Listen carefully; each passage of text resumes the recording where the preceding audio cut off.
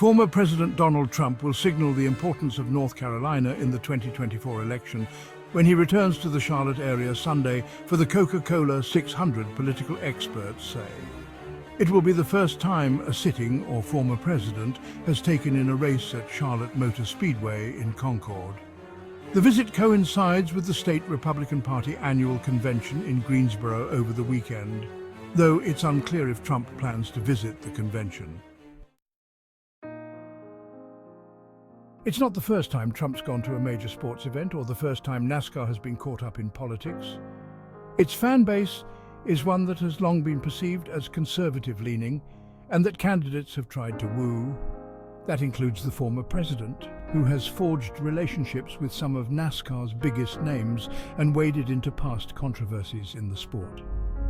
However, the sport has tried to distance itself from politics in recent years. Those realities and the significance of North Carolina as a swing state, this election cycle makes Sunday a prime opportunity for Trump to get the attention of voters he needs, experts say. Trump posted his narrowest win over President Joe Biden in 2020 in the state. It's a great visibility thing, said Republican strategist Larry Shaheen. Trump's relationship with NASCAR is not new. Then NASCAR chairman and CEO Brian France endorsed him in 2016 at a rally alongside Hall of Famer Bill Elliott and drivers Chase Elliott, Ryan Newman and David Reagan. Following in the footsteps of Presidents Ronald Reagan, George W. Bush and George W. Bush, Trump served as Grand Marshal of the Daytona 500 while running for re-election in 2020. The connection between the sport and the president became more complicated later in 2020, when Trump referred to driver Bubba Wallace's allegation that a noose was hung in his garage stall at a speedway in Alabama as a hoax and said, "Wallace, who is black, should apologize." An investigation into Wallace's claim found that the rope had hung in the stall for years, but NASCAR President Steve Phelps rejected the idea the initial allegation was part of a hoax. After the Wallace incident, the widespread racial justice protests of 2020, and the rise of the anti-Biden "Let's Go Brandon" chant at races, NASCAR banned displays of the Confederate flag at events and most political sponsorships. Still, racing has a fan base that leans Republican, data show. A 2023 survey by the Harris Poll and Sportico found that 54% of NASCAR fans identify as conservative, and 69% of those surveyed said their perception of NASCAR fans is that they lean conservative. Politically, it fits his base, Shaheen said of Sunday's expected crowd. The Coca-Cola 600 is one of NASCAR's 4 crown jewel races. At 600 miles, it's the longest race on the NASCAR Cup Series schedule. Why is Trump coming to Coca-Cola 600? Shaheen mentioned Trump's knack for positioning himself as a sports fan by attending various sporting events like football games and UFC fights has indeed helped him connect with voters. The candidate has received largely positive reactions from crowds at these past events. With all his flaws and character issues, it's quite interesting because he has emerged as a hero of the working man over the past several years, he added. It's a winning strategy. Political scientist Eric Heberlig explained that Trump's visits to sporting events offer a different twist on the rallies that have become a signature of his presidential campaigns. The former president's ongoing hush money trial in New York has restricted his ability to stay on the campaign trail. The bulk of the audience there isn't there to see him. They're there for the event.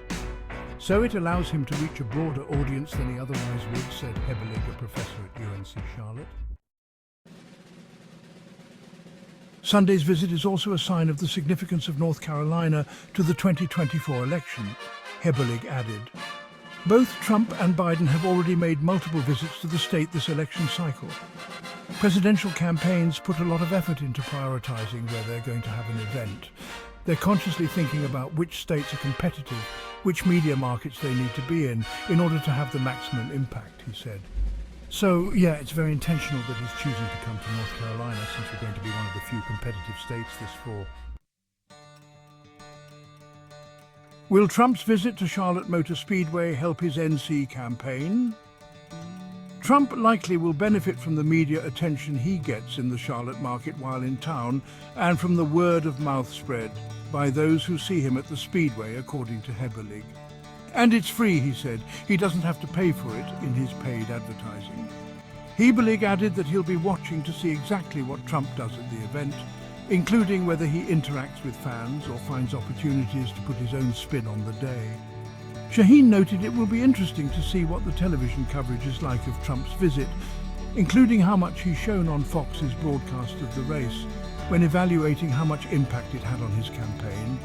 He added the visit won't just get attention in Charlotte, but also Cabarrus County, where the Speedway is located and where Republicans are focused on getting a strong victory in November.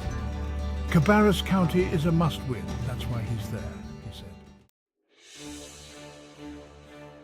The Democratic National Committee is responding to Trump's planned visit with 2 billboards in the Charlotte area, one on Interstate 85 and one at an Interstate 77 and 85 interchange, telling voters to beware Trump's extreme MAGA agenda for North Carolina. In a statement on Trump's visit, the Biden campaign called Trump far out of step with North Carolina voters. Donald Trump is the reason we have an abortion ban here in North Carolina. Now he's promising to throw hundreds of thousands of North Carolinians off their health care and kill the good-paying clean energy jobs President Biden has brought to our state.